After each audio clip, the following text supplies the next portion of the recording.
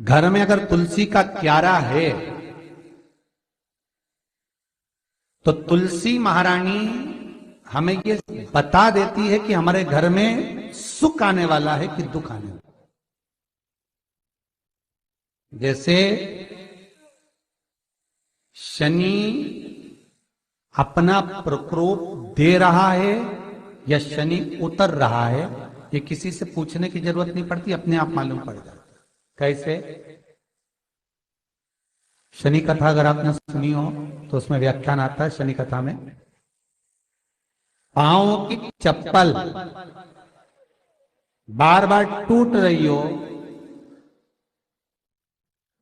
कमर से नीचे जो वस्त्र पहने हो वो फट रहे हो, कहीं पजामा है, धोती है, आदि वस्त्र हैं, कपड़े हैं, वो अपने आप फट, आज के जमाने में तो फटे फटाए पहनते हैं लोग फैशन, उसकी गारंटी नहीं है, उसका हम वर्णन नहीं कर रहा। हम जब पहनते हम समझ जाते हैं इसको शनि तो ऑलरेडी लगा ही हुआ।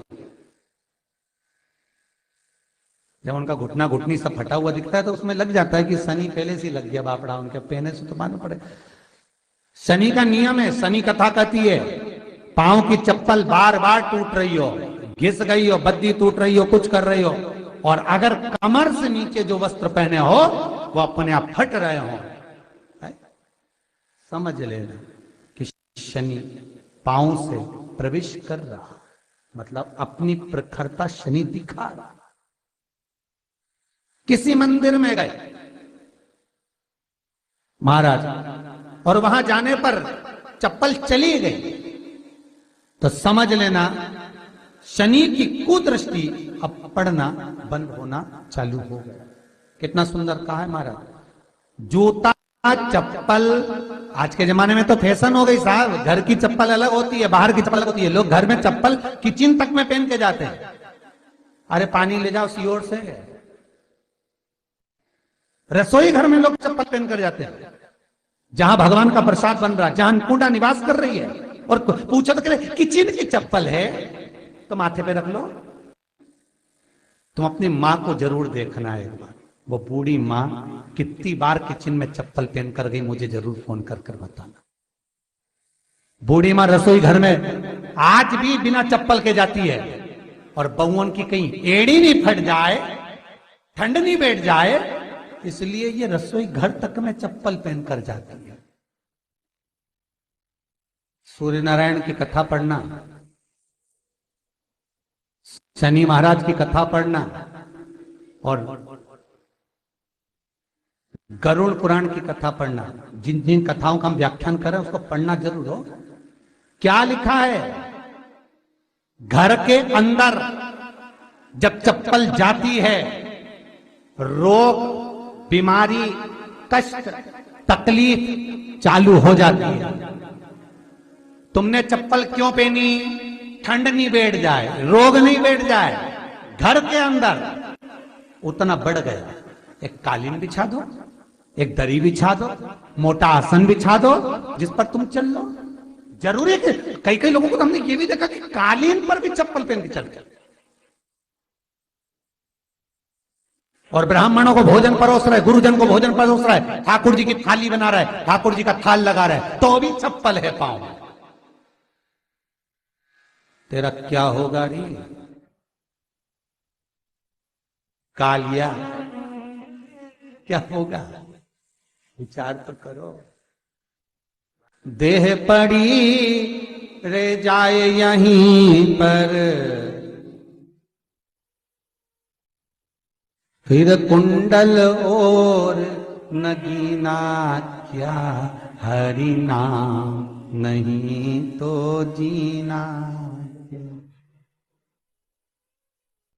अभी भी सुधर जाओ रे, अभी भी सुधर जाओ, नहीं सुधरो तो सिधर जाओ रे, या तो सुधरो नहीं तो सिद्धरो, थोड़ा सुधरो।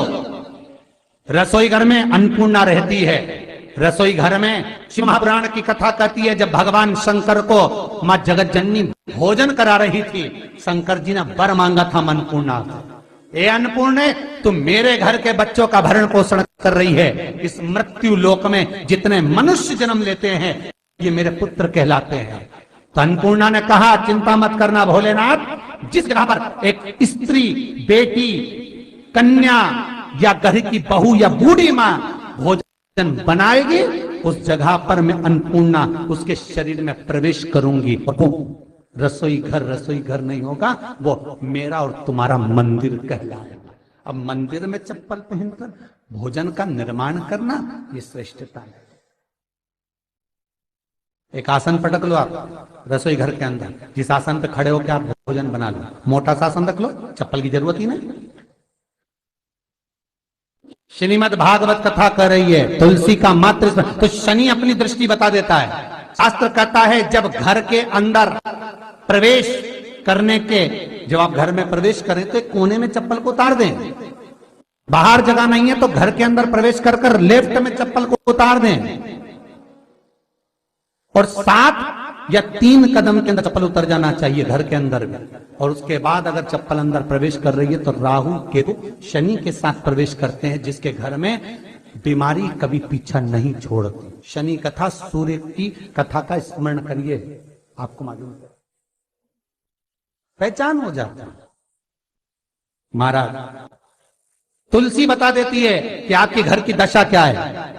बार बार जल डालने के बाद भी तुलसी सूख रही है, बार बार आप पूजन कर रहे हैं, पाठ कर रहे हैं, तो भी तुलसी के दल सूख रहे हैं। तुलसी बता देगी कि तुम्हारे घर में तकलीफ आने वाली है, कष्ट आने वाला है, सूख रही है। किसी ने जरूर कुछ ना कुछ ऐसा है कि इसमें घर में कुछ तकलीफ आएगी, तुमने लगाया फिर सूखी, फिर लगाया फिर। तुलसा महारानी बता देती है कि कष्ट है। और जिस गमले की तुलसा घेर घमोर हो, फलित तो हो, आनंद में हो, तो उस घर में फिर दुख नहीं आता, समृद्धि खुद बढ़ती चली।